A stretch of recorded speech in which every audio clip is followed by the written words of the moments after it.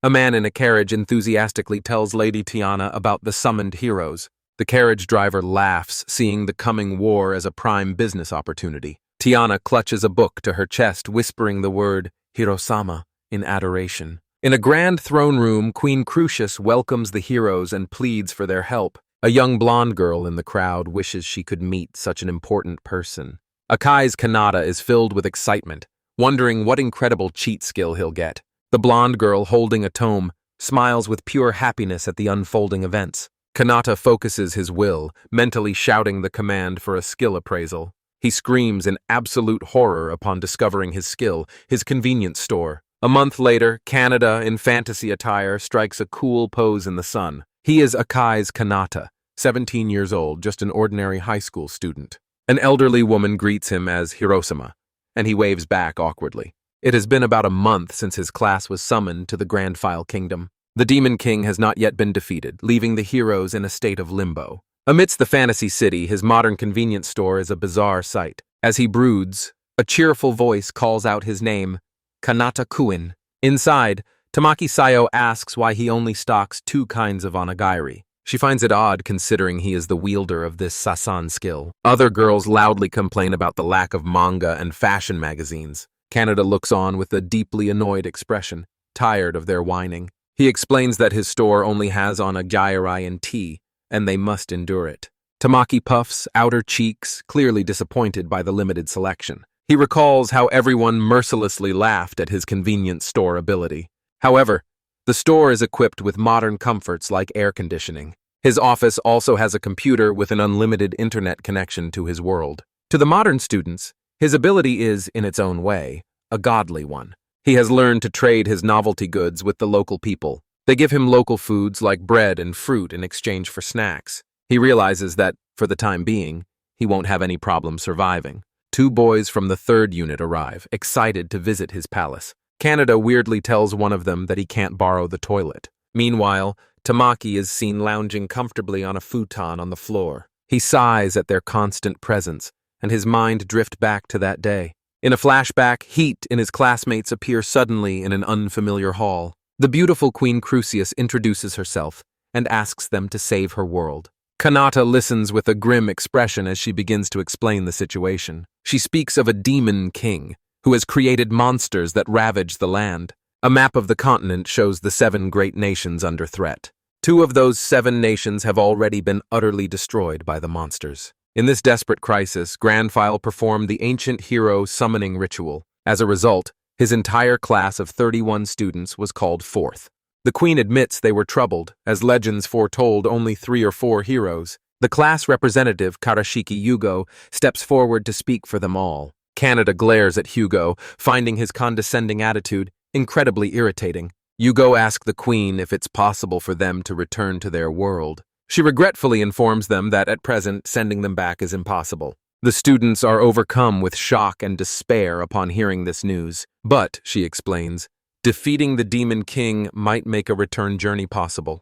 Kanata understands that to go home, they have no choice but to fight. Hugo accepts this and prepares to ask another question on their behalf. A student expresses her fear, saying they're just powerless, ordinary people. Another student agrees, unable to imagine fighting such a fearsome demon king. The queen reassures them, explaining they have all been granted special skills. She instructs them to discover their new powers by thinking status check. Canada's face lights up, eagerly anticipating an amazingly cool ability. He focuses his mind, unleashing the command status check. Back in the present, he dejectedly recalls that his skill was convenience store. He laments the loss of his dream life with a harem of elves and beast girls. The day after their summoning, a formal hero training menu had begun. Kanata grumbles about the unfairness of another student's powerful cheat skill. The elite 1st unit included the formidable swordmaster, Yukisaki Shorori.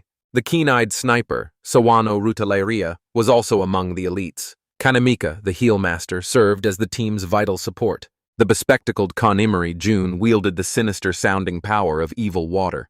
Tamaki Seo was chosen for the role of this assassin, winking playfully. The punkish Karashima Masaki possessed the chilling abilities of an ice magic user. The stoic Minazuki Yohei was selected as the unit's powerful lancer. The stern Atori Miyuki filled the crucial defensive role of the defender. A second unit was also formed to provide support and act as replacements. Kanata and others deemed unfit for battle were relegated to the third unit.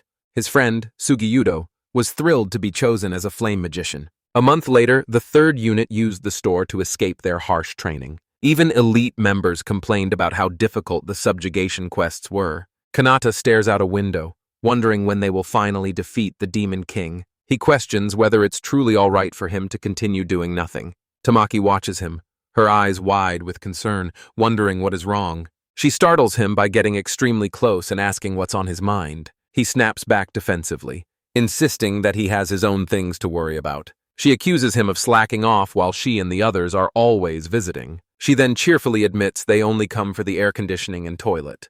Tamaki asks if he seriously thinks any of them truly want to fight a Demon King. He assumes that most of them are just enjoying their new special abilities. She turns away, stating that she has no interest in fighting the Demon King. He points out that if the elites don't fight, they'll all be stuck here forever. She vows to protect the convenience store hero, but he dismisses the title as lame. Her hopeful expression fades, replaced by a small, hurt smile. The blue sky provides a silent transition between scenes. Tamaki waves goodbye as she leaves the store with her group of friends. Kanata watches them go, noting the sudden silence in the empty store. The door chimes and he decides to open it, wondering who could be visiting. Karashiki Hugo and Konomori enter, and Hugo greets another student smugly. The lounging members of the third unit immediately fall silent with worry. One of the boys looks up in alarm, whispering Hugo's name in fear. He stammers out a nervous and apologetic greeting to the class representative. Kanata asks why Hugo is here, suggesting he should be resting instead. Hugo wonders why the other student is being so stiff and formal with him. A condescending smile spreads across his face as he says he understands. Konomori sneers, calling the store a fitting garbage heap for the useless third unit. The boys of the third unit leap to their feet, shouting angrily at Konomori. Minazuki frantically tries to calm them down, warning them not to anger the elites. With a deafening crash, a massive torrent of water surges forward. The sneering Konomori is blasted away, choking in pain and surprise. Kanata can only stare in wide-eyed shock at the sudden violent attack. The attacker, a student in glasses, feigns confusion amidst the swirling water. He smirks with cruel satisfaction, his malicious intent now perfectly clear. Kanata ducks behind the counter as the powerful wave crashes through a store. Another student screams in terror as he is swept away by the deluge. Kanata realizes this is water sorcery and screams at Konomori to stop. The entire convenience store is flooded, its contents floating in the chaos. Yeah, Konomori laughs cruelly, taunting that he can no longer hear Kanata's pleas. He continues his assault, clearly enjoying the destruction he is causing. Karashiki Hugo calmly raises a hand, telling Konomori that's enough. Konomori looks at his leader, momentarily confused by the command to cease. Hugo explains he has important business and cannot have Kanata washed away. Konomori obediently agrees, and the two walk through the sodden store.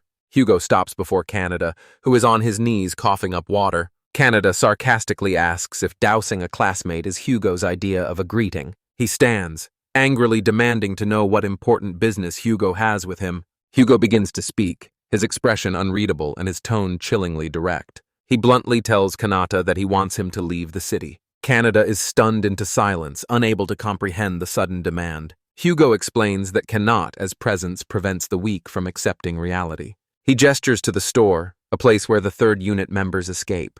He calls it a grave situation that people are avoiding their duty. Cannot. A kneels, admitting to himself that this has been a concern of his. Hugo states that they must all fight the Demon King to return home. He declares Kanata's ability is no longer useless, but a harmful past. Kanata looks up, his face a mask of shock and anger at the insult. Hugo condescendingly assures him that the chosen heroes will defeat the Demon King. Kanata is bewildered, questioning Hugo's talk of a confirmed future. Hugo begins to reveal his grand and deeply disturbing personal vision. He can already see a future where he saves modern society after this. Kanata can only manage a choked, in utter disbelief. Hugo rants about his godlike powers being a noble mission to reshape the world. Kanata realizes with horror that Hugo has been completely consumed by power. Hugo calmly questions if this is his true nature before turning his attention. Kanata clarifies, asking if all he has to do is leave town. Hugo walks away, telling Kanata to pray for their success against the Demon King.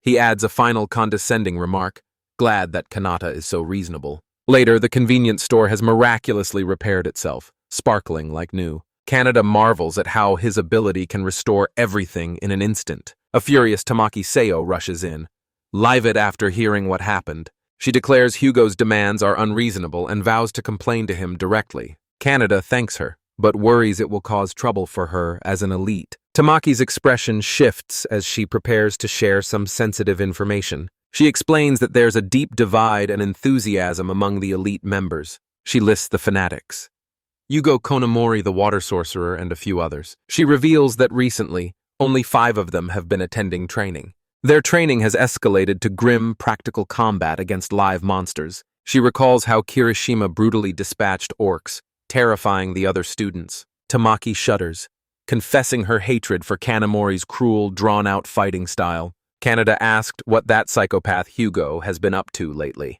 Tamaki becomes flustered, hesitating to spread the scandalous rumor she heard. She says he presents himself as a model student, never skipping training. But she admits she doesn't get along with him and now finds him scary. She whispers that after training, Hugo goes to Queen Crucius's private chambers. Tamaki fumes, imagining them together and cursing Hugo as a womanizer. Kanata realizes the darker truth. Hugo is being groomed as the next king. He worries about his own precarious position as Hugo's power grows. He understands Hugo is plotting something far beyond simply defeating a demon, unaware of his dread.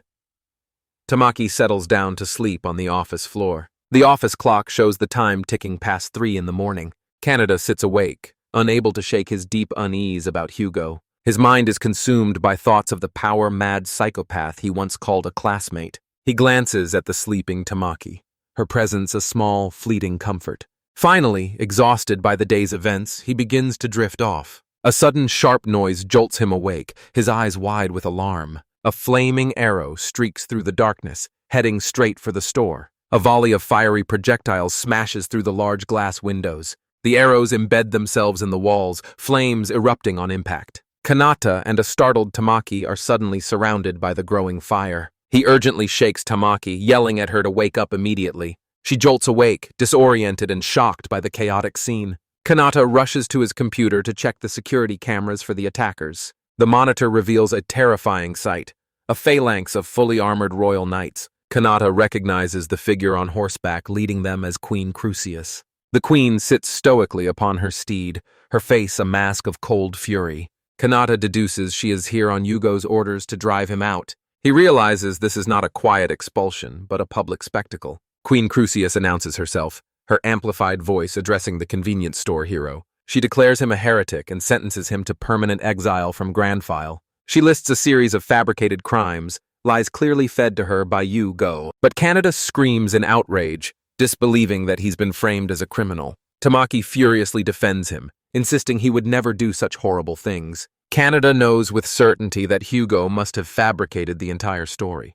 The queen delivers her final ultimatum: surrender or be burned to death. Cannot his first and only thought is that he must get Tamaki to safety. Tamaki refuses to abandon him, insisting that they must escape together. Kanata tries to reassure her, saying he will surrender peacefully to protect her. She flatly rejects the idea, absolutely refusing to leave him behind. With tears streaming down her face, she reminds him of her promise to protect him. He is stunned by her passionate loyalty, realizing the depth of her feelings. He gently cups her face, trying to calm her down in the chaos. He makes a ridiculous offer of toilets and on a gairai to break the tension. Tamaki's face explodes in a massive, embarrassed blush at his absurd words. She screams that he's an idiot before turning and bolting for the exit.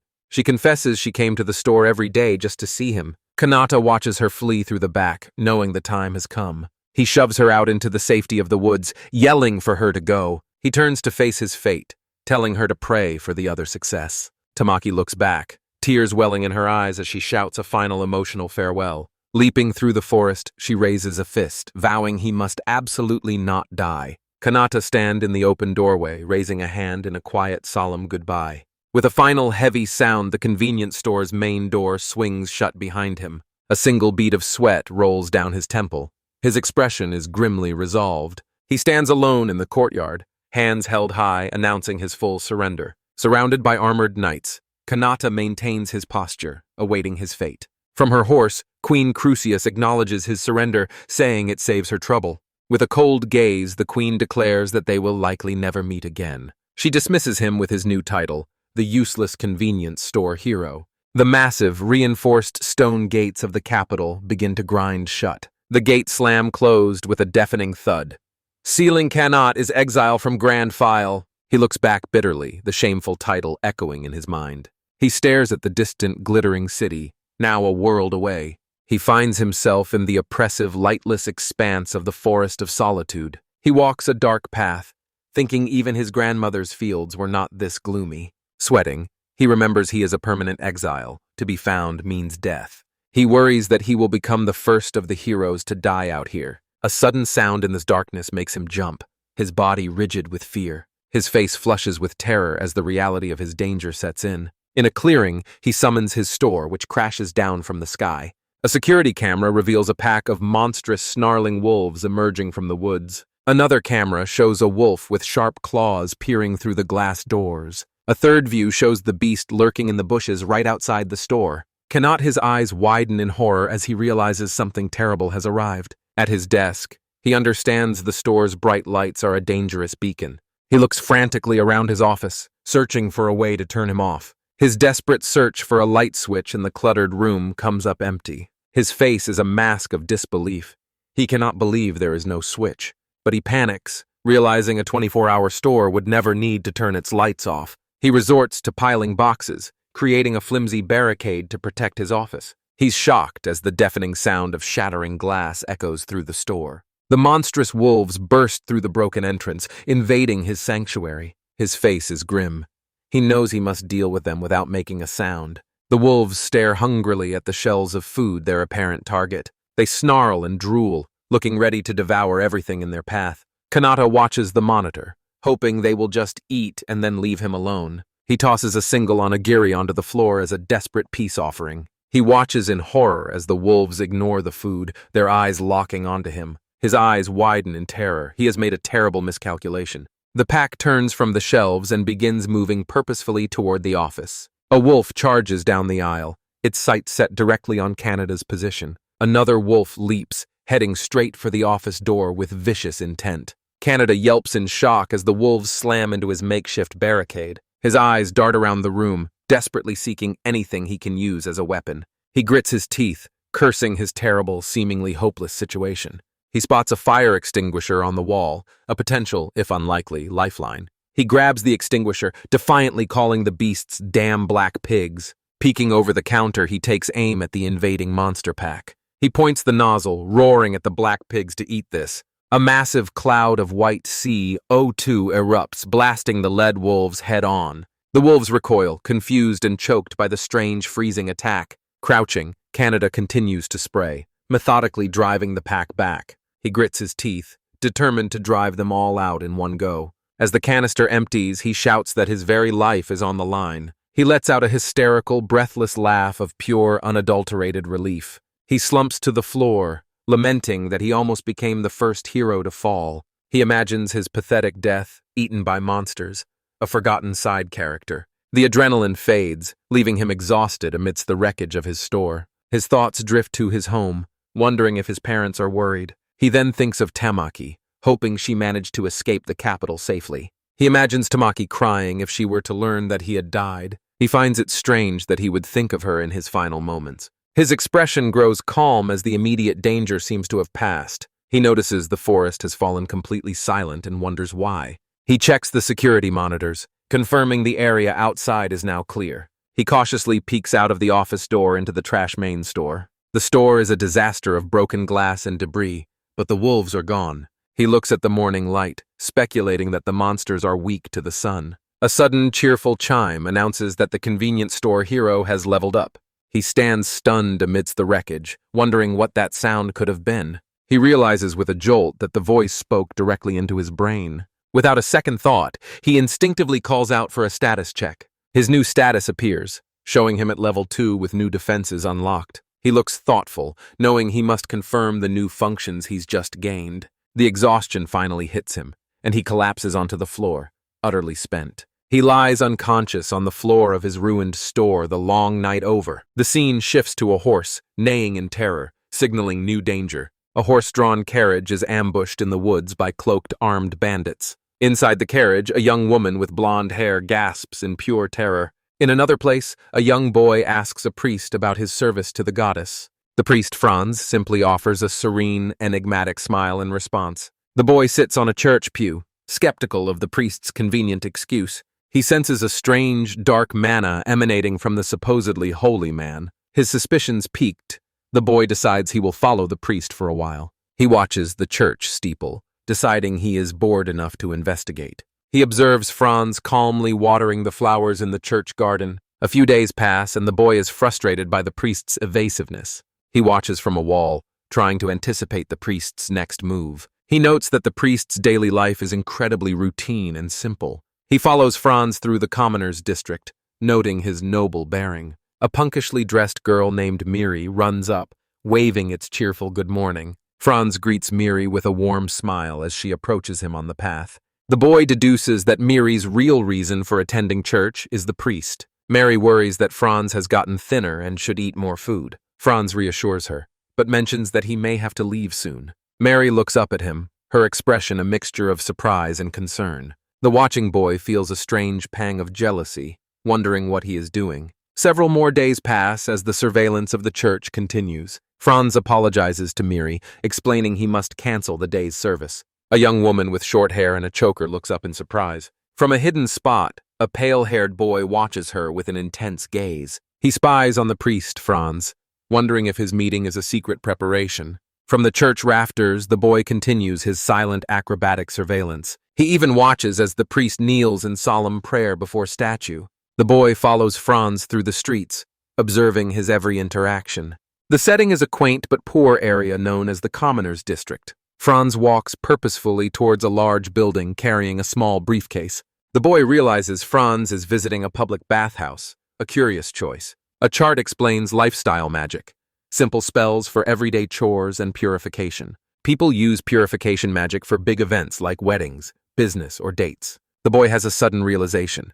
Franz is preparing for a date. His initial excitement quickly turns to flustered confusion about what to do next. He realizes his elaborate stalking was just his own foolish, selfish speculation. He clutches his head in agony, feeling like a complete idiot. He continues to watch as a now smartly dressed Franz exits the building. Franz senses his pursuer, deciding to see how far the boy will follow. The trail leads to an elegant and expensive-looking restaurant and bar. A waiter notes how unusual it is for a noble to be there. The boy watches from a table as Franz and Miri sit at the bar. They share a quiet, intimate moment, looking at each other warmly. Franz has a gentle, affectionate smile on his face as he speaks. Mary looks back at him, her own expression soft and happy. The boy slumps in his seat, realizing it is just a normal date. He wonders if this romantic meeting was the reason for the purification bath. He feels like a victimized stalker as a waiter brings him his food. He sighs, limiting that he has spent days just spying on a romance. In the background, Franz casually remarks on how good the fries are. The boy takes a bite of his own meal and suddenly freezes in alarm. Mary gets up from her stool at the bar, preparing to leave. A man in a sharp suit and fedora approaches the barnier. He bumps in a mirror, causing her to cry out in surprise. The man apologizes smoothly, placing a steadying hand on her shoulder. From his table, the boy watches the seemingly accidental encounter unfold. He cynically thinks that Miri might not be as innocent as he thought. Franz moves instantly, grabbing the man's wrist to reveal a poison needle. The would-be assassin realizes his true target was the seemingly relaxed priest. Franz holds Miri close. Their relationship is clearly more than it seems. The scene shifts back to Kanata, who sees trouble on his security monitor. His eyes narrow with concern. He knows he has to investigate. In a forest, he witnesses a carriage being brutally attacked by bandits. Kanata watches the violent ambush from the safety of the undergrowth. The cloaked bandits show no mercy, cutting down the carriage's guards. A close-up shows a guard's body riddled with deadly crossbow bolts. Another guard lies dead in the dirt, a sword plunged into his back. The aftermath of the attack is a scene of grim, bloody carnage. Kanata covers his mouth in horror, disgusted by their cruelty. His first instinct is to flee before the bandits can spot him. He starts to back away quietly, hoping to escape unnoticed. Two of the bandits suddenly look up, alerted by a noise. They have spotted a young woman escaping from the wreck carriage. A terrified blonde girl runs for her life through the dense woods. Kanata is shocked to realize there is a survivor from the attack. He is frozen, torn between helping and hiding as she runs toward him. She begs for help as a bandit cruelly declares they won't kill her. The bandit leers, suggesting they capture her alive for their own amusement. Kanata's face contorts in rage, knowing his ability isn't for fighting. But as his eyes narrow, a fierce resolve takes over his fear. He clenches his fist, knowing he absolutely cannot abandon the girl. Gritting his teeth, he shouts that he has come from another world. He leaps out, theatrically announcing himself as the strongest convenience store hero. The girl stares, her eyes wide with tearful shock and disbelief. The bandits are equally stunned, completely baffled by his sudden appearance. Kanata reaches out, grabbing the girl's hand to pull her safety. "This way," he yells, leading her into the newly summoned store. He pulls her inside just as the bandits begin to recover. One of the bandits orders his companion to shoot at their legs. The crossbow bolt hits the store's glass door and shatters harmlessly. Canada knows they are safe for now, but wonders what to do next. On his security monitor, he watches the bandits surrounding the building. He grits his teeth, frustrated at having to face yet another attack. The dark monitor screen reflects the gravity of his dangerous situation. He turns from the screen to look at the terrified girl beside him. His eyes widen slightly as he gets a proper look at her. He can't help but think to himself that she is very cute. He briefly wonders if she is an elf before concluding she's human. The girl flinches as the bandits begin smashing the store's windows. Outside, a bandit strikes the glass repeatedly with a back and axe. The group of bandits relentlessly attacks the store with their weapons. The security cameras capture the violent, full-scale assault on a store. Canada worries is newly acquired. Low-level shutters won't be enough. He stands beside the girl, his hand on the mouse, monitoring the attack. He wishes he had a powerful cheat skill to save her properly. With a wry, pained smile, he accepts that this is a real shame. He turns to the girl, telling her to listen carefully to his plan. She will act as a decoy so she can escape the store. He gives her a reassuring smile, promising he will absolutely protect her. The girl stares back, her wide eyes filled with unspoken emotion. She gives a small, determined nod, putting her trust in him. The window finally shatters as a bandit shouts for them to come out. The bandits pour into the store, demanding the brat show himself. They look around, utterly bewildered by the modern, unfamiliar interior. The leader gestures for one of his men to check the back. A bandit cautiously makes his way down a sterile white hallway. Kanata hears the back door knob rattle. Their escape route is compromised. With a loud crack, the back door is kicked in from the outside. Both Kanata and the girl jump at the noise. They are trapped. Kanada's face hardens with fury as he grabs a fire extinguisher. He tells the girl that now is her chance to make a run for it. He points to another door, urging her to escape while she can. At the convenience store's rear entrance, the bandits decide to let the girl escape for now. Canada stares of the monitor, his expression shifting to one of dawning, horrified realization. The security camera reveals a lone bandit acting as a lookout, hiding amongst the trees. He curses their thoroughness, realizing they even have a lookout to block his escape route. The bandit posted at the rear asks his leader for orders, wondering what they should do. Kanade hardens his resolve, knowing he cannot allow them to harm the people inside his store. A bandit smashes through the office window, roaring that he is going to kill the brats. The bandits charge into the small office, one lunging forward, ready to deliver a final blow. Terrified by the sudden assault, Tiana buries her face in a Canada's back for safety. Canada grits his teeth in frustration, realizing his enemies won't even give him time to think. Suddenly, a desperate, last-ditch idea flashes through Canada's mind. That's it. His gaze snaps upward, locking onto the modern smoke detector mounted on the office ceiling. He remembers how the people of Grand File were utterly baffled by his store's modern features. He rips a sheet off his pile of bartered goods, frantically searching for a specific item. But his eyes land on a box of matches, a relic from his confusing early bartering days. With a determined look, Kanata swiftly strikes a match, bringing a small flame to life. He believes these bandits will be just as ignorant of his technology as everyone else. Fuels the lit match directly under the smoke detector, deliberately triggering the system. A deafening siren blares to life, throwing the unprepared bandits into pained confusion. As sprinklers activate, a bandit clutches his head, screaming and wondering what is happening. The disoriented bandits slip and fall, believing this overwhelming assault is some kind of magic. Kanata hopes the lookout will hear the noise and come running, creating an opportunity. A blood-curdling inhuman scream suddenly echoes from outside, startling Kanata and Tiana. Abandoned screams and panic as monstrous black wolves crash through the windows and attack. Kanata realizes that the monsters from the previous night must have been drawn by the alarm. He quickly moves toward his office computer, reaching for the mouse to regain control. The sprinkler system continues to rain down on the chaos unfolding inside the store. On his computer monitor, he clicks the off button, silencing the piercing fire alarm. The deluge from the sprinklers slows to a drip before stopping completely. The bandit leader orders a full retreat, shouting for his men to abandon the wounded. One of the fleeing bandits desperately pleads for his comrades to wait for him. His cry is cut short as a snarling wolf lunges its jaws, snapping shut. A final, horrifying scream rings out as Kanata holds Tiana, shielding her from the sight. They remain on the wet, debris-strewn floor in the aftermath of the chaotic battle. He holds Tiana close, his hand on her head, offering silent comfort and protection. His eyes remain tense as he listens intently for any other signs of danger. Tiana whispers that not a single sound can be heard from outside the convenience store. He gently reassures her that the bandits are gone, and that everything is okay now. The two of them remain in a close, protective embrace after their shared ordeal. Kanata suddenly becomes aware of their intimate position, his face flushing a deep red. He gently pulls back, and Tiana looks up at him with wide, innocent eyes. She clutches her dress, admitting she was so focused on survival that she didn't notice. He panics internally, realizing he has been holding such a cute girl for so long. He stammers a flustered apology, explaining it was an emergency and couldn't be helped. His mind races, completely overwhelmed by the awkwardness of the sudden, intimate moment.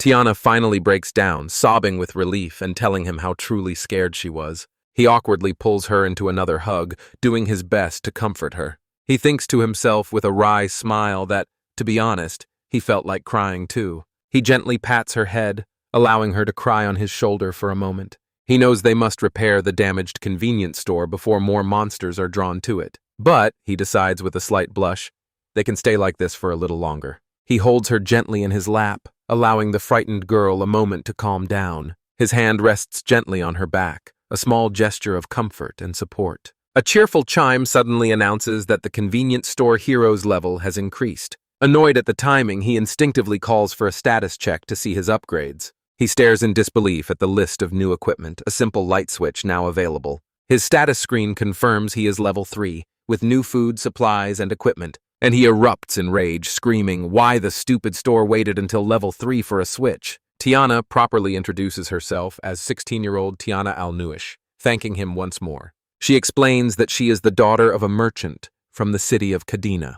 She recounts how her convoy was ambushed by bandits on the road to Grand File Kingdom. All of her retainers were left behind and mercilessly killed during the brutal attack. She thanks him for taking the time to give her fallen comrades a proper burial. He listens patiently to her story, knowing he could not have just left her there. Tiana looks at him with curiosity, asking if she may pose a question to him. She asks if he's a powerful sorcerer, but he insists he's just an ordinary person. He introduces himself as Akai's Kanata, the convenience store hero from another world. Tiana is utterly shocked, stammering that he really came from another world. She asks in awe if he is truly one of the legendary heroes from another world. Her eyes sparkle with pure admiration, completely starstruck by the incredible revelation. As you would later learn, the title of hero is incredibly famous in this world. The title belongs to legends who saved the world, their stories told in many books. He compares it to legends from his own world, like King Arthur or Yamato Takaru. Tiana worries she might be struck down for being in the presence of such a figure. Kanata feels a sharp pang of guilt, knowing the truth of his exiled status. He quickly changes the subject, asking if she knows the way out of the forest. Tiana eagerly offers to guide him, saying her hometown is the closest city from here. He gratefully accepts her offer, and she responds with a radiant, joyful smile. He thinks to himself that this arrangement will ultimately be beneficial for him. Their journey begins, and they often walk hand in hand through the sun-dappled forest.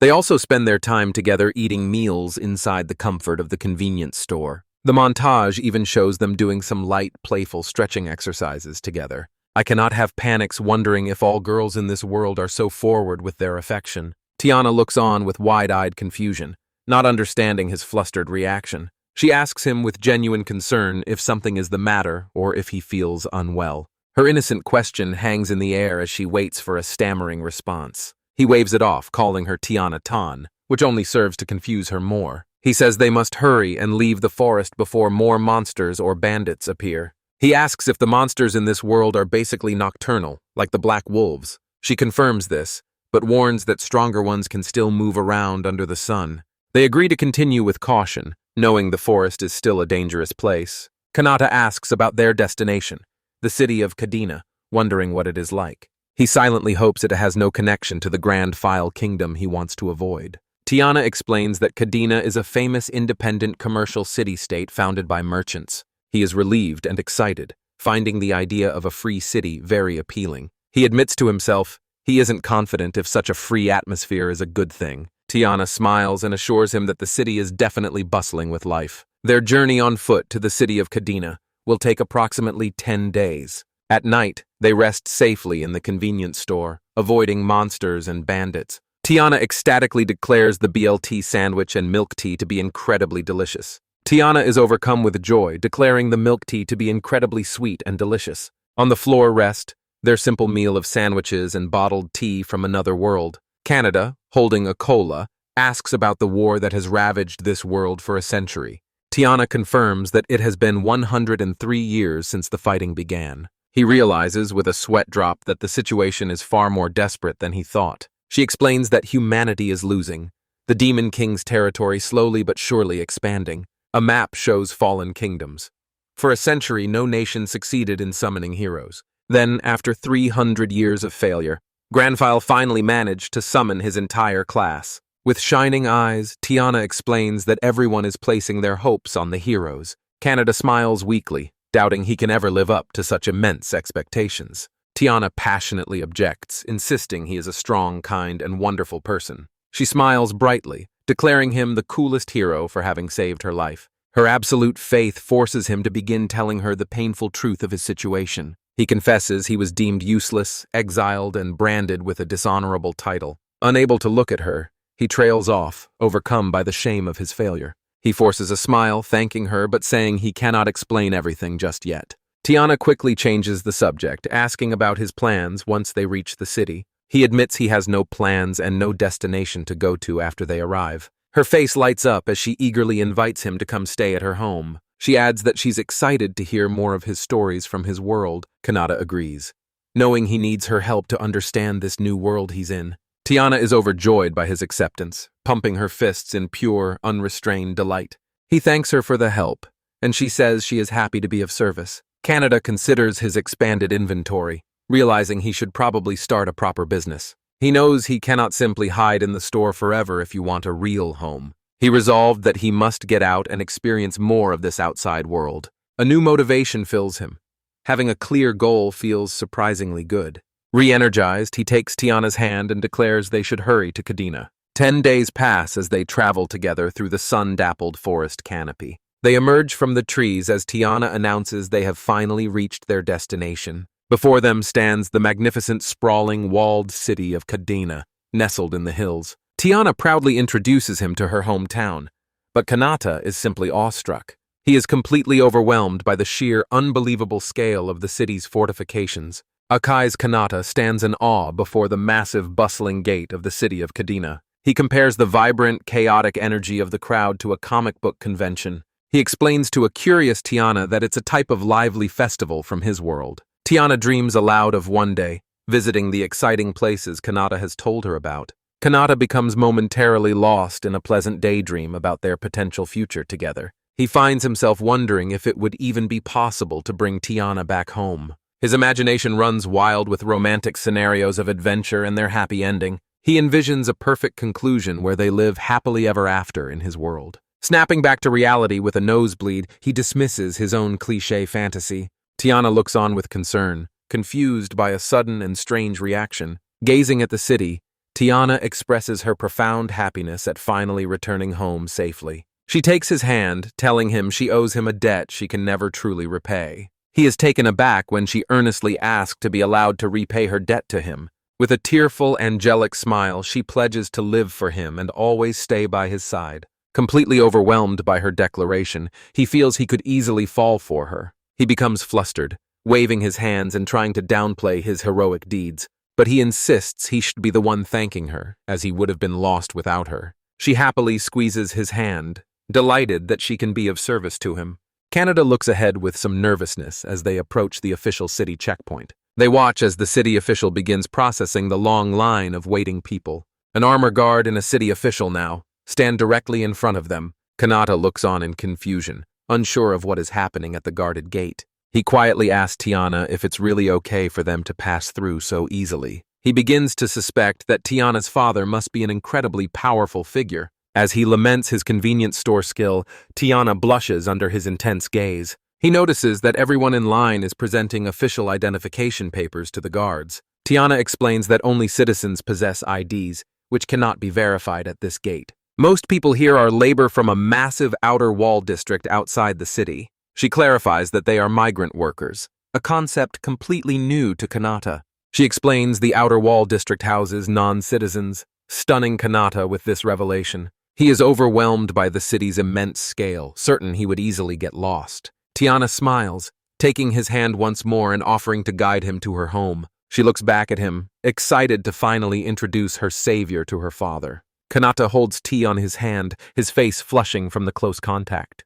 They arrive in Kadina, a bustling city with crowded market streets. Tiana leads him down a quiet, stone-paved alleyway, calling his name. The pair make their way through the city's lively commercial district. Tiana cheerfully announces they are here, and Kanata looks up in shock. Before them stands a massive mansion, which Tiana reveals is her home. Kanata realizes she is the daughter of a great merchant, feeling flustered.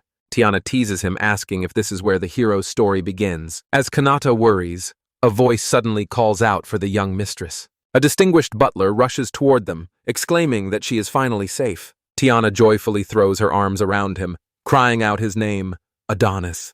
Canada smiles, relieved to see her reunited with someone she cares for. Adonis tells Tiana how glad he is she's safe. She apologizes for worrying him. The butler explains that this gentleman saved her from a dangerous situation. Tiana proudly introduces Kanata as the man who saved her very life. The man introduces himself as Adonis, a butler of the Alnish family. Adonis bows, deeply offering his most sincere thanks for saving Lady Tiana. A booming voice suddenly calls Tiana's name, catching them by surprise. A portly man arrives whom Tiana happily greets as her father. The man's expression darkens as he asks if she is truly alive. Kanata feels a quiet happiness, thinking it is good. They are reunited. Her father's hand, covered in rings, looms as he says her name. In a shocking instant, he strikes Tiana hard across the face. Kanata can only stare in disbelief, his mind reeling from the violence. Her father furiously demands to know what happened to his precious cargo. He calls her a fool, forbidding her return until she recovers the losses. Kanata clenches his fist in rage, calling the man a bastard. Adonis tries to stop him, saying this is a family matter. Kanata glares past him, his face a mask of pure, unadulterated fury. He yells at the man, questioning his cruel words to his own daughter. Her father scoffs, dismissing Kanata as just some filthy, unknown man. Grabbing Tiana, he warns her not to allow such disrespect in his city. Tiana screams that Kanata is the hero who will one day save the world. Tien's tearful declaration reveals Kanata's true identity, leaving him utterly frozen with shock. Tiana's father scoffs at the very idea of a hero from another world. He recalls an official notice about a single useless hero exile from Grand File. Canada understands the merchant knows he's a criminal who committed many crimes. The merchant realizes with a sweat that his daughter brought this disgrace home. He roars that associating with such filth will ruin their family's reputation. Tiana tearfully begs her father not to speak so rudely of her hero. Kanata's expression hardens as he watches the cruel scene unfold. Her father grabs Tiana, telling her to stop wasting time and do her job. Tiana protests as her father sternly commands her to come with him. Dragged away by her father, Tiana desperately reaches out for Kanata. Kanata reaches back, calling out her name in helpless shock. He laments their cruel separation, knowing he would only cause or more trouble. Clenching his fist in frustration, he knows he must find a new path. Just then, Adonis the butler approaches, asking if he might have a word. The butler correctly assumes Kanata now needs a place to start a business. Adonis explains that without citizenship, business in the main city is impossible. He suggests another option for him, the lawless Outer Wall District. Adonis leads Canada through the dilapidated, impoverished streets of the Outer District. Kanata learns its single brutal rule: the weak are preyed upon and abandoned. Standing on a crumbling rooftop, Kanata decides this defenseless place will be fine. With a new sense of resolve, he decides not to hesitate any longer. He summons his store, declaring the start of his new life in this world. The locals are completely stunned by the building's sudden, magical appearance. Kanata cheerfully announces his otherworld convenience store is now open for business. The weary and wary residents of the district slowly gather around his shop. A brave couple cautiously steps through the strange automatic sliding doors. The clean interior and chimes shock them, a sight unlike anything in Grantfile. Kanata feels confident knowing his product lineup is better than before. A woman timidly approaches him, asking what kind of shop this is. He proudly presents his wares as a convenience store selling rare exotic goods. A man picks up a sandwich asking what this otherworld item could be. Deciding to take a chance, he asks to purchase the strange food. Kanata beams, complimenting the customer on his excellent taste for choosing a BLT. He happily bags the item, but the customer just stands there silently. Kanata waits, confused by the man's expectant, questioning stare. The customer finally asks the price and cannot have freezes and sudden panic. He realizes he never thought about prices, having lived on the royal stipend. He vaguely recalls the currency system but has no idea of its actual value. Deciding to just wing it, he puts on a strained, confident smile. He declares that every single item in the store costs just 1 copper coin. The crowd immediately erupts, frantically grabbing everything they can possibly carry. Kanata can only scream in terror as the store is overwhelmed by the mob. The shutters are down on the convenience store after the chaotic day's business. Kanata is completely drained, staggering from the ordeal. He collapses onto the floor, utterly exhausted by his disastrous first day. A kind woman from the crowd checks on him, asking if he is all right. He learns a copper coin is worth 10 yen, a catastrophically low price. But the people were overjoyed, calling his food a delicious, affordable miracle. He wishes he had asked Tiana about this world's currency sooner. He thinks of Tiana, clasping his hands and wondering if she's doing okay. He worries that she might be suffering because of her association with him. Lying on the floor, he quietly hopes that he can see Tiana again someday. About a month has passed since he first opened the convenience store. Kanata leans back in his chair, tired but content. His store has become a thriving and popular fixture in the Outer Wall district. He has learned the local script enough to make a break time sign. He reflects that he's finally getting used to the harsh working environment. He's implemented proper pricing and a 5-item limit per customer. A new sign now declares the coveted high-tech toilet is no longer for public use. He has even set proper business hours, though the 24 on the sign is confusing. The people of the Outer Wall have come to care for him deeply. He smiles, feeling like he can finally open up to the people here. He feels he has finally found the one thing he wanted, a place to belong. The store's entrance chime announces the arrival of a new visitor. A charismatic merchant named Zarl enters, greeting him warmly. He drops off 2 massive bags, yesterday's sales entirely in copper coins. The man introduces himself as Zarl, a merchant from the Western lands. He had first met Kanata about a week after the store initially opened. Zarl had approached him during a break with an interesting business proposition. Kanata was immediately wary of the smiling, overly friendly merchant. He couldn't help but feel that this new guy was incredibly suspicious. Zarl had asked how he handles converting the daily sales from copper. He pointed out the logistical nightmare of storing tens of thousands of coins. Zarl correctly guessed he was having trouble managing all the money. Kanata was suspicious of the man's intentions, but knew he had a point. The merchant then offered his services to help with the problem. He offered to exchange all the copper for more valuable currency. All he asked for was a small 0.5% commission on the total sales. Kanata was deeply suspicious, but admitted his overflowing coin bags were a problem. Fearing the consequences of refusal, he had reluctantly agreed to the deal.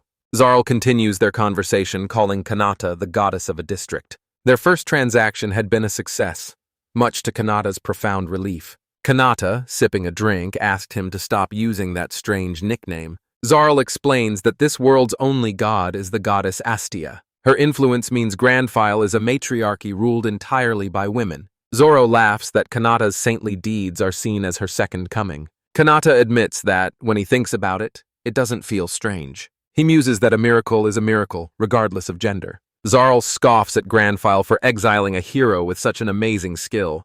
Kanata's expression darkens at the painful memory of Grandfile. In a flashback, Tamaki happily eats a kelp on a giri in an air-conditioned room. Zarl asks Kanata what the current situation is like in Grantfile. He reports that the kingdom is holding the heroes while demanding foreign aid. Zarl asks if Canada is worried about how things are going in Grand File. Kanata admits that, aside from a few exceptions, the heroes are his friends. Zarl generously offers to have his subordinates investigate for him. Kanata asks why Zarl is being so helpful and kind to him. Zarl feigns surprised at the very direct and suspicious question. He pauses for a moment, thinking of exactly what he wants to say. He declares it's because he believes Kanata is the greatest hero in history. Canada looks on with a simple, questioning expression. Zarl bluntly states that no one wants the hero to defeat the Demon King. The century-long war has become a massive economic system for the world. If peace came, the resulting poverty would kill more people than the monsters. But Zoro believes Kanata alone can solve the world's impending food crisis.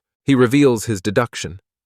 Kanata can create goods from nothing, infinitely. Zarl proclaims cannot his existence is nothing short of a goddess. Canada is stunned, wondering how the merchant could possibly know so much. He demands to know how Zarl figured out the secret of his ability. Zarl calmly admits he has had the store under 24/7 surveillance. He notes that the convenience store itself simply appeared out of thin air. This buys never once witnessed any suppliers restocking the store shelves. Therefore, he logically concluded that Kanata must be creating the products himself. Canada is terrified, realizing this incredibly sharp merchant is dangerous to cross. He nervously deflects, calling the details of his power a trade secret. Zarl accepts this, proposing a long and prosperous partnership between them. As he departs, he promises to deliver a report on Grand File's activities soon. Canada waves him off, telling the merchant he is counting on him. Left alone, Kanata silently reflects on his strange new business alliance. He sits at his office computer. The sound is typing, filling the room. A soft, unexpected knock sound from the back door, startling him. He wonders who it is, as no local should know of this entrance. He fears for a moment that it could be Tiana's angry father. Rushing to the door, he wonders if pursuers from Grand File have found him. A familiar voice asks if it is him, calling him Kanata-sama. He recognizes the voice instantly, his eyes widening in disbelief. He throws the door open to find Tiana, cloaked in travel-worn. "Tiana!" he exclaims as she rushes forward with a joyful cry. She buries her face in his chest, overjoyed to finally see him again. Canada is momentarily paralyzed by the sudden, fulfilling embrace. He oddly compares the warm feeling to a friendly cat rubbing against him. The intense physical contact leaves him flustered and overwhelmed. Gently pushing her back, he calls out her name in surprise. A blushing mess, he invites her inside so they can talk properly. He asked how she possibly managed to find him in such a vast city. She explains that the loyal butler, Adonis, told her where he was. She apologizes, explaining she was under house arrest after his exile. Canada insists he is the one who should be sorry for causing her trouble. Tiana looks up at him, her gaze earnest and unwavering. She tells him that he has absolutely nothing to apologize for. It is unthinkable, she says, that anyone would exile such a great hero. She is certain the people of Grand Filet are now regretting their foolish decision. She reveals she has been watching his store from afar since midday. She saw the hopeful crowds, their faces lighting up with genuine smiles. Kanata humbly deflects, saying it is only because his products are cheap. Tiana passionately refutes this, insisting that is not at all. It is his character they admire, more than that of any other hero. Canada recalls Zarl, saying something very similar about his unique worth. Tiana proudly states that she is, after all, a merchant's daughter. As such, she has a keen eye for business and true value. Her sincere praise makes Kanata blush as he accepts her assessment. She kneels before him, declaring him to be a truly amazing hero. He saved her life, and for that, he is the coolest hero in the world. Canada is left speechless and blushing by our heartfelt declaration. She understands he probably thinks his non-combat ability is worthless. He looks away, confirming he believes himself to be useless as a hero. Tiana smiles warmly, telling him that he is completely mistaken. She takes his hand, saying that even if he is unable to fight, his ability holds the infinite potential to save countless people. Her unwavering faith in him leaves Kanata utterly flustered. He thanks her, feeling the heavy weight on his chest finally begin to lift. Tiana moves closer, vowing to stay by his side from this day forward. She leans in, her expression soft and her intentions clear. Canada is shocked, his mind racing as he realizes what is happening.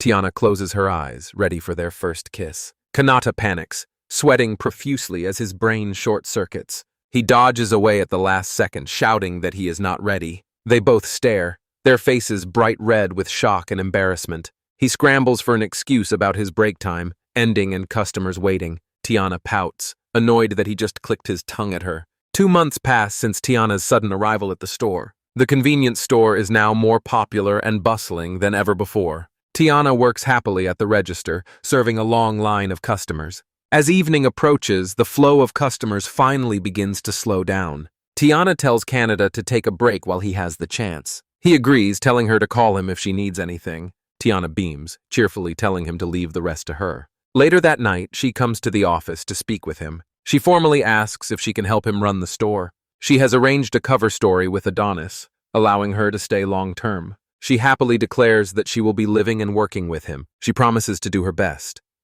Her smile is something he wants to protect.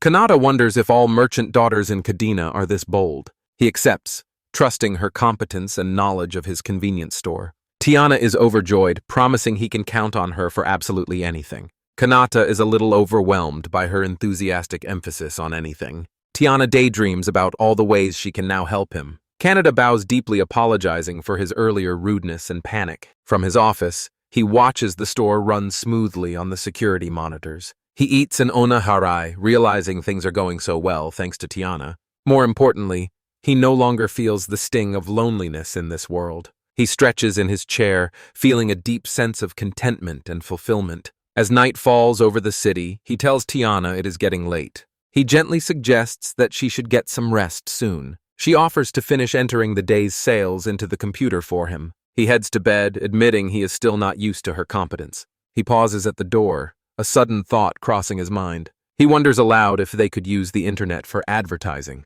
Tiana watches him go, her expression thoughtful and a little sad.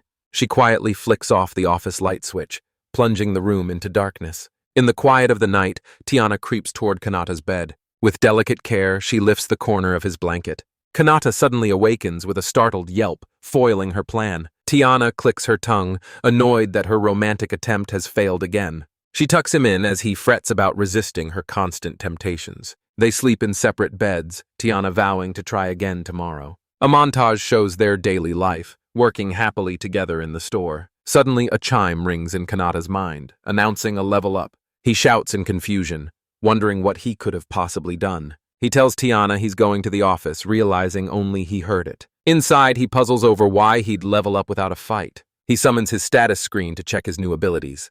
The screen confirms he is level 4 with new products and equipment. He grins, realizing his level increases through prosperity, not just combat. He notices that new icons have appeared on his computer desktop. He muses that more custom equipment might appear in the future. His eyes fixed on the icon for a reconnaissance drone, his curiosity piqued. Thinking it seems harmless, he decides to test the new drone. On his monitor, a program shows a hatch opening on the roof. A small drone whirs as it rises high into the sky. He marvels at the incredible bird's-eye view of the district. He casually observes that he can see someone sleeping on the roof. The strange observation suddenly sinks in, and he does a double take. He quickly zooms the drone's camera in on the mysterious figure. His eyes widen and pure, sweating shock at the familiar sight. Back in the office, the ceiling hatch is suddenly pulled open. He sees someone dangling from the opening and yells in alarm. The figure, Tamaki, greets him just before losing her grip. She tumbles head over heels through the opening in the ceiling. She lands with a painful thud and he rushes to her side. She complains about his yelling and demands he take responsibility for bruises. With tears welling in her eyes, she confesses she came to find him. Kanata is left utterly speechless by her sudden emotional declaration. The scene shifts to 2 rogue men on a desolate, moonlit wall. One asks if the omen is real, the other confirms the report. The second man looks out with a grim expression over the landscape. He gazes at the full moon hanging over a dark, vast canyon. Deep within a cavern below, the ground trembles as something stirs. A monstrous, shadowy beast emerges, its growl echoing in the night. A flashback begins with Tamaki explaining her stealth skill. Kanata's deadpan reaction to her power leaves her feeling slightly deflated. He gushes about how cool her skills are compared to his own. His tone turns serious as he asks why she is here. She cheerfully admits that she ran away from the hero training program. He questions her abandoning the Demon King quest, but she complains it was too hard. She confidently states that the others will manage just fine without her. He then asks how their other classmates are doing back in Grant File. She explains that everyone in the 3rd unit was very worried about him. He reflects that he was never really close with the 1st unit elites. She confirms that their friend Sugita was particularly concerned for his safety. He asks if she knows anything about another classmate, Osaka Reka. He vaguely remembers her as a quiet girl with a faint presence. Tamaki reveals that Osaka went missing around the time you left. A flashback shows another student spotting Osaka near the city gates. Osaka states her business is done and decides to travel freely. Kanata is stunned to learn that he was her observation target. Tamaki is just as confused, having no idea what that could mean. He wonders if Osaka might have followed him but knows nothing. Tamaki mentions hearing that Osaka's mysterious skill was called Poet. She admits, however, that she doesn't know what that skill actually does. He asked why she didn't use her search skill to find Osaka. She explains it only works if she has one of the target's belongings. He nods, understanding the specific limitation of her tracking ability. He offers to have his merchant friend Zarl look for her instead. Tamaki is clearly touched that he is so concerned about Osaka. He says of course he is. He wants all of them to return home. His heartfelt declaration makes her blush with a radiant, happy smile. She agrees enthusiastically that they all must return safely together. He realizes something and questions her again about her search skill. He asks if he ever gave her an item she could use to track him. She becomes incredibly flustered, stammering and unable to answer him. A small cat keychain, a forgotten gift from him, hangs from her bag. She quickly changes the subject, patting his shoulder with praise. She pats him again, successfully distracting him from his question. The office door opens, and Tiana reports that they're out of sandwiches. She sees Tamaki and Bose apologizing for interrupting a customer. Canada stammers, trying to navigate the incredibly awkward situation. Tamaki asks who the cute girl is and what her relationship is with Kanata. Kanata calmly introduces Tiana as an employee who works with him. Tiana introduces herself with an angelic smile and a shocking, scandalous lie. Tamaki lets out a scream of pure, unadulterated horror. Later that night, under a full moon, the misunderstanding is cleared. Tamaki is relieved to learn that Tiana is just an employee. She enthusiastically volunteers to work at the store as well. Tiana glares, feeling that her presence alone is more than enough help. She insists that the store staffing issue was solved when she arrived. She turns to Kanata for confirmation, a sweet smile on her face. He admits that things have certainly gotten much easier thanks to her. Tamaki cheers, taking this as proof that they are still understaffed. Kanata sighs, noting that Tamaki can be a very pushy person. He grins, realizing neither of them know about the store's upgrade. Tamaki is left breathless by the vast, glittering array of new products. Kanata smirks proudly while Tiana watches on, amused by the scene. Tamaki joyfully declares the store a utopia of far cry from its beginnings. Overcome, she throws her arms around Kanata, vowing to live there forever. She excitedly points out all the amazing new snacks and drinks. She runs off gleefully to gather an armful of her favorite treats. Tiana giggles, remarking to Kanata that Tamaki is an amusing person. He hopes Tiana will get along with his kind-hearted, if energetic, classmate. Tiana smiles, honored to befriend another hero and his companion. Tamaki enthusiastically declares her intent to work her hardest starting tomorrow. The next day, the convenience store stands ready for business in the district. After a long morning, a weary Tamaki and Kanata decide they need a break. Kanata notes the lack of customers and decides it's a good time to rest. As Tiana closes the door, Kanata remarks on how quiet the day has been, but Tiana suddenly pauses, telling Kanata that a customer has just arrived. Kanata turns, his face contorting in pure shock at the sight of the visitor. Tiana recognizes the guest with surprise. It is the district chief, Josie Melty. In the office, Josie explains she represents the district's elders while enjoying some fries. The carton of French fries is shown, a small symbol of their hospitality. Kanata smiles warmly, thanking the chief for welcoming him into her community. Josie humbly insists that they are the ones who are truly grateful to him. Her attention then shifts to the two lovely young women at his side. Tamaki beams, proudly introducing herself as another hero from another world. Josie is overjoyed, calling it a great honor to have two heroes among them. Tiana, looking down shyly, begins to speak. She formally introduces herself, explaining that she is and cannot as care. Canada watches, wondering if she feels awkward being from the inner city. Josie clasps her hands together, remarking that Tiana is like an angel. She expresses her genuine happiness at finally meeting the kind girl she's heard about. A deep blush spreads across Tiana's face at the chief's heartfelt praise. Tiana thanks Josie, saying that she is also very happy to meet her. Kanata observes the warm exchange with a small, knowing smile. He then politely asks the chief if there is an important reason for a visit. Josie's pleasant demeanor fades as she sits at the desk, her expression serious. With a pained look, she says that her request will be very difficult. She asks Kanata to take his store and evacuate the area immediately. Josie's expression is grave as she prepares to deliver the shocking news. A bead of sweat rolls down her temple as she speaks of the coming danger. Kanata stares back, his mind reeling in utter disbelief at her words. Zarl suddenly bursts in, loudly agreeing with the chief's urgent request. He explains with a grin that he simply walked in while they were talking. The charming merchant offers a warm greeting to both Josie and Tiana. He then playfully compliments Tamaki, calling her a cute new addition. Apologizing for the intrusion, Zarl politely asks the chief to continue her explanation. Josie clarifies that she wants him to leave in order to protect him. Canada is confused, questioning why he and his store would need protecting. Back, she reveals the land's ancient secret, the impending awakening of the great earth dragon, Katus.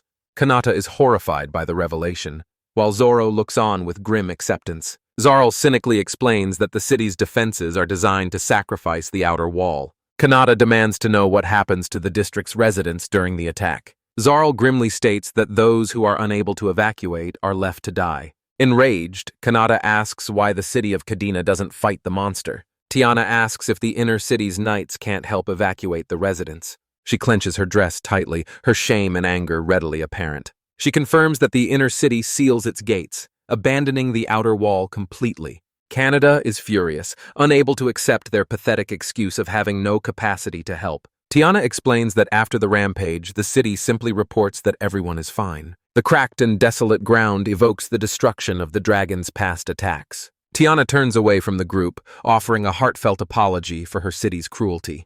Kanata gently takes her hand, stopping her from shouldering the blame alone. He pulls her back toward him, his expression one of quiet reassurance. He brings the conversation back to the chief's initial request to evacuate. Josie looks down with a heavy heart, confirming the terrible truth. She reveals that Zarl's men have already begun evacuating the district's residents. Kanata finally understands why the streets have been so unnervingly quiet all day. The chief warns him that the dragon's attack is imminent, likely happening tonight. She apologizes for bringing such urgent and terrible news to his doorstep.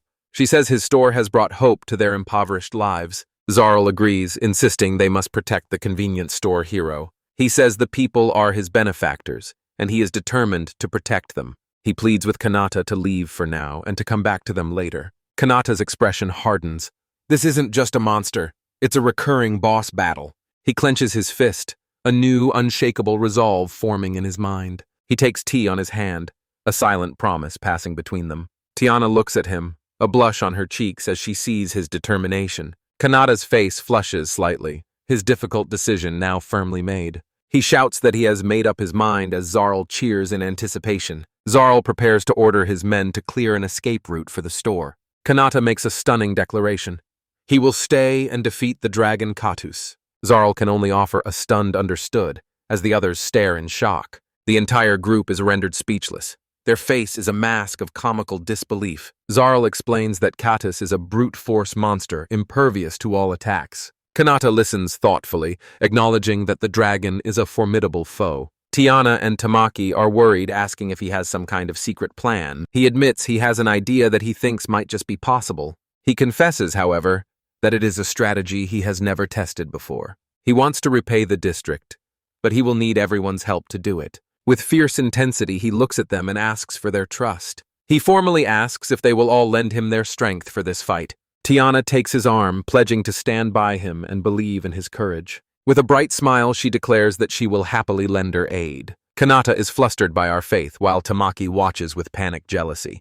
Tamaki shouts out, insisting that she wants to help him too. She reminds him of her promise to protect him, vowing to lend her hand. She grumbles that since she's known him longer, she has no other choice. Josie humbly states that she possesses no special powers like the others.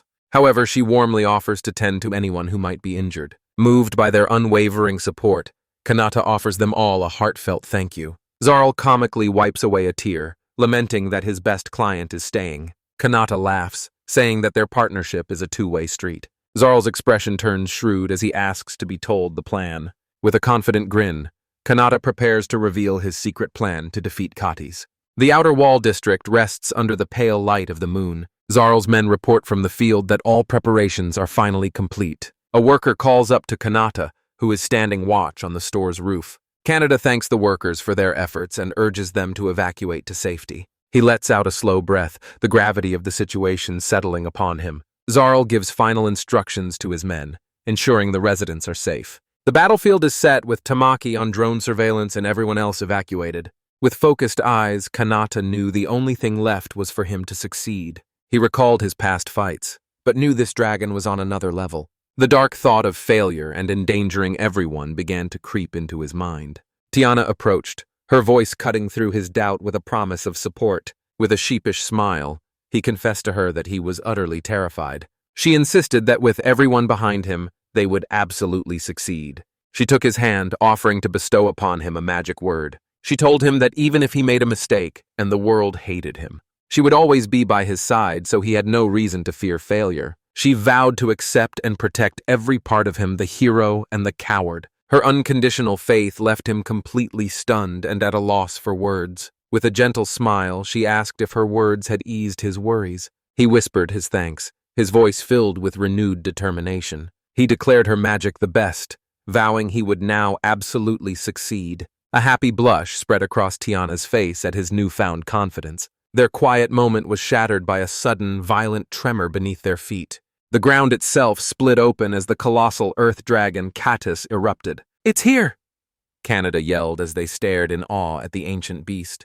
He ordered Tamaki below to begin luring the monster with the drone. At her computer, Tamaki focused, promising she would do her very best. The small, futuristic drone zipped through the air, heading toward the dragon. The tiny machine buzzed bravely before the immense, slumbering form of Katus. They both stared, shocked that the dragon was even larger than they had imagined. Tamaki popped up from the stairwell, asking for praise for her luring skills. But seeing the dragon up close for the first time, she recoiled in shock. As she began to panic, Kanata calmly reassured her that it would be okay. He then nervously added that it would probably be okay undercutting himself. He put his faith in the store, hoping it could withstand the dragon's charge. "I'm counting on you, convenience store!" he yelled with desperate hope. As the dragon charged, he screamed for his friends to brace for impact. The colossal beast thundered forward, ready to smash into the building. The moment of impact was a vertical blur of overwhelming force. A deafening crash echoed as the dragon's head slammed into the shutters. The reinforced metal buckled and groaned under the strain but did not break. The sheer force of the blow sent the trio tumbling across the roof. Canada checked on his friends, who shakily confirmed they were all right. "All right, next!" he shouted, immediately grabbing a fire extinguisher. Tiana watched him, her expression a mixture of fear and determination. Tamaki, a bead of sweat on her face, readied herself for the fight. Canada glared over the edge of the roof, his teeth gritted in focus. He ordered them to rush forward and aim for the dragon's face and eyes. They unleashed a volley of CO2, but Tamaki immediately cried out in despair. "The dragon's massive." I merely squinted, annoyed by the freezing gas. Tamaki realized with dawning horror that their only weapon was useless, but Kanata noticed the beast was instinctively trying to protect its eyes. He had a sudden realization. If its shell is hard, its insides must be soft. He ordered them to focus fire on its weak points as Tamaki wailed in fear. He explained the store was a lure and a buffer to protect the town. If they could just force the dragon to retreat once, their plan would work. He vowed to keep throwing extinguishers until the mighty beast finally flinched. But the canister simply bounced harmlessly off the dragon's impenetrable hide. Their precious supply of makeshift weapons was quickly running out. "Not yet," Canada muttered, growing more desperate by the second. He knew he just had to separate the monster from the store for a moment. He looked down at their last remaining extinguisher, the situation growing grim. He turned to call out to Tamaki, only to find she had vanished. Tiana looked around in a panic, wondering where Tamaki could have gone. Kanata looked over the edge, spotting a figure on the dragon's head. He gasped in horror, thinking that she must have fallen from the roof. The dragon roared in pain as the tiny figure attacked it relentlessly. "Canada!"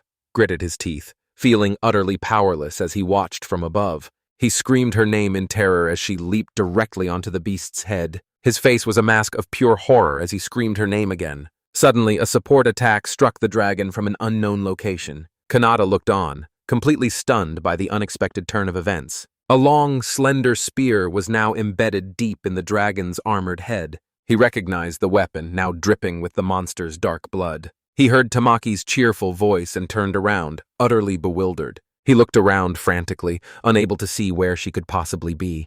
Tamaki suddenly reappeared, proudly explaining she had used her stealth skill. She puffed out her chest, reminding them she was an elite hero after all. An unknown hooded figure cheered for Tamaki's success, much to Kanata's confusion. The dragon thrashed in agony, its wounded, eye-gushing dark blood. "All right, it's moved away from store," Kanata exclaimed in relief. He ordered the girls to escape to the town before the beast charged again. Acknowledging his command, they began to rap hell down the side of the building.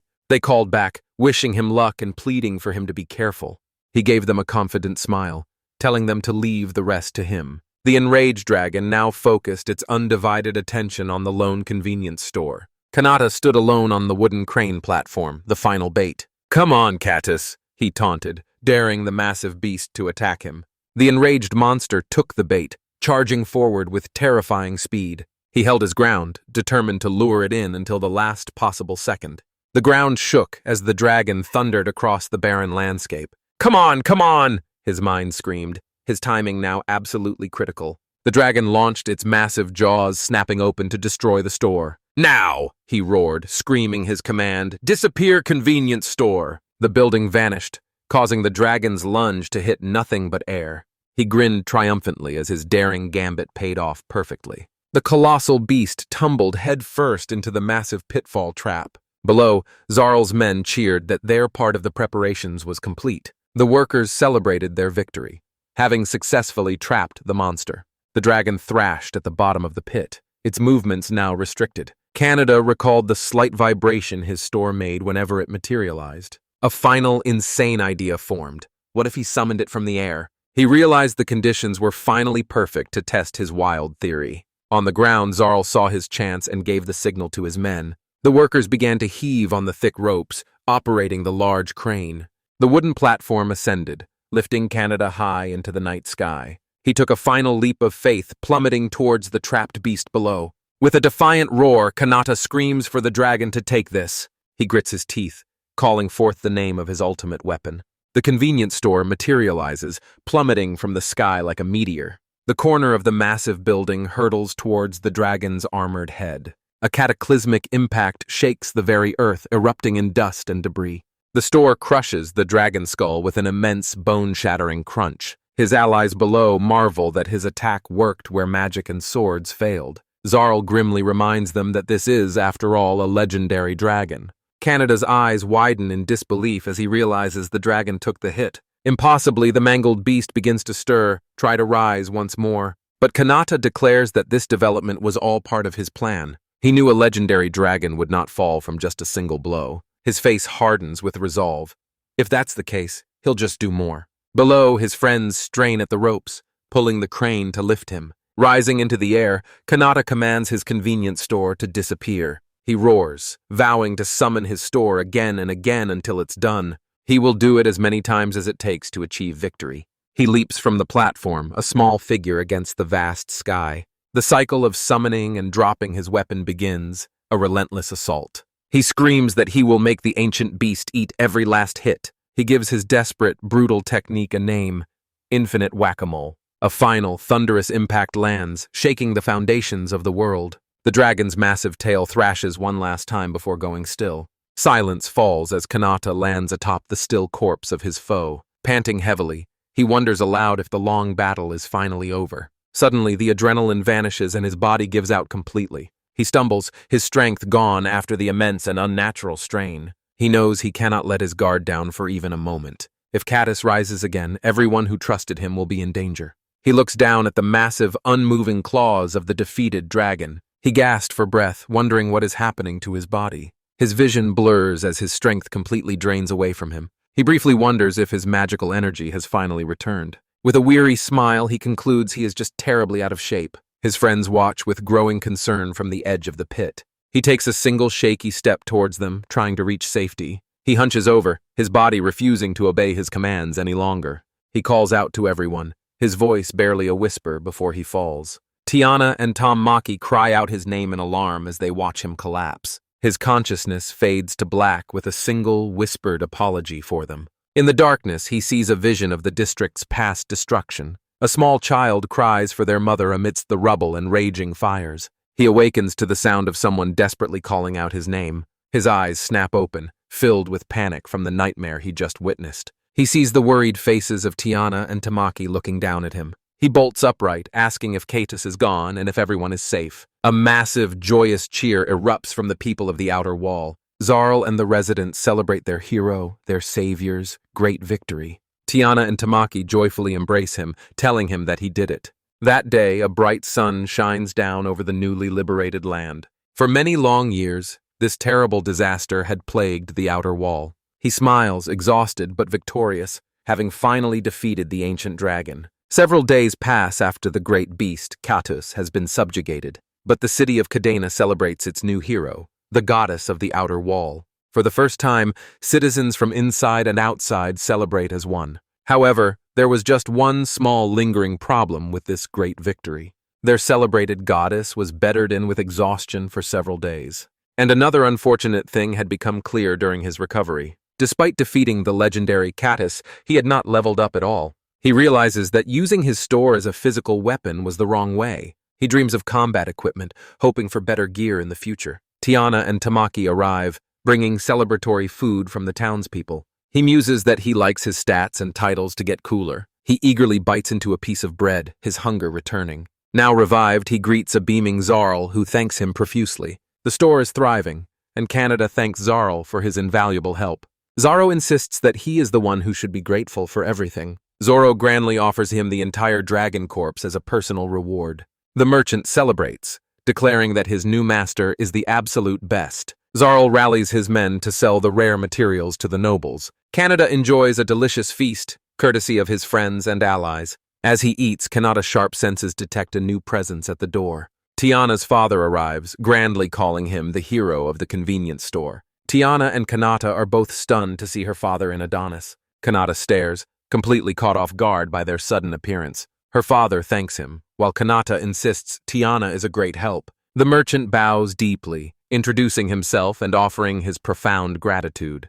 His eyes sparkle as he explains just what his thanks will entail. He offers Tiana's hand in marriage, shocking the entire room into silence. Tiana yells at her father for his sudden, embarrassing public proposal. Tamaki furiously demands that Tiana's father leave the store at once. Later, Tiana apologizes for her father's boisterous and impulsive behavior. Canada brushes it off, saying it was just a little surprising. He asks if she will return home, noting her father might be worried. He mentions her father seemed lonely, but Tiana says there is no problem. She reveals she is the 23rd of 46 children, ignored by her father. Kanata and Tamaki are stunned by the sheer size of her family. Zarl interrupts their conversation, asking for a moment of their time. He warns that news of Canada's feat has likely reached Grandfile by now. Kanata realizes with a grim certainty that the kingdom will not ignore this. Tamaki confirms that Grandfile has finally started deploying its other heroes. Hugo's elite party has already succeeded in clearing a goblin nest.